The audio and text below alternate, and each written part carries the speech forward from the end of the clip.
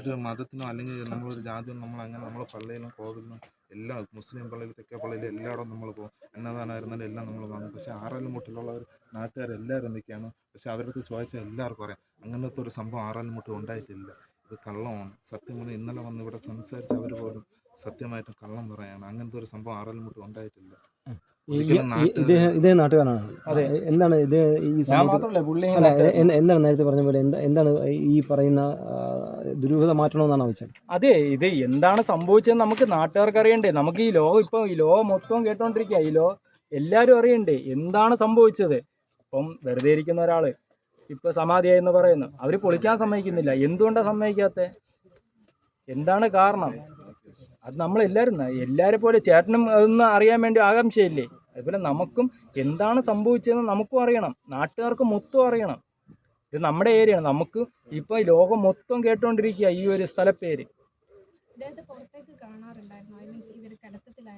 വയ്യാതെ കിടക്കുകയായിരുന്നു, പുറത്തേക്ക് കാണത്തില്ലായിരുന്നു, വയ്യാതെ കിടക്കുന്ന ഒരാളായിരുന്നു. 2020 മുതൽ അപ്പോൾ ഇത്രയും സ്ഥലത്തുനിന്ന് ഇവിടെ വന്ന് ആ ഒരു ഇതിലാണ് നമുക്ക് ചെറിയൊരു സംശയം.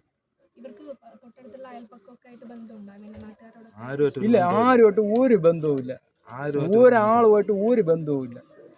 അത് 100% ഉറപ്പാണ്. ആരുമായിട്ട് ഒരു ബന്ധവുമില്ല.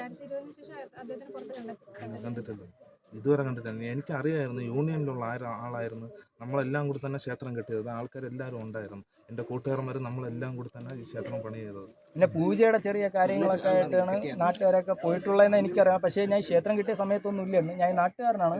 പക്ഷേ ക്ഷേത്രത്തിന് അങ്ങ് ഇപ്പോൾ ഇതിൽ മഹാക്ഷേത്രം ഇത് പറയും പോലെ നാട്ടുകാരും ആവശ്യപ്പെട്ടിട്ടില്ല.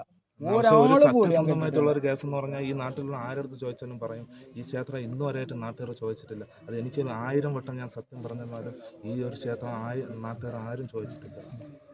അത് ആരടുത്ത് ചോദിച്ചിരുന്നാലും നിങ്ങൾക്ക് അറിയാം നമ്മൾ കള്ളം പറയണോ എന്താ. Thank you. നിങ്ങൾ പൊളിക്കേണ്ട സെറ്റ് ചെയ്യും.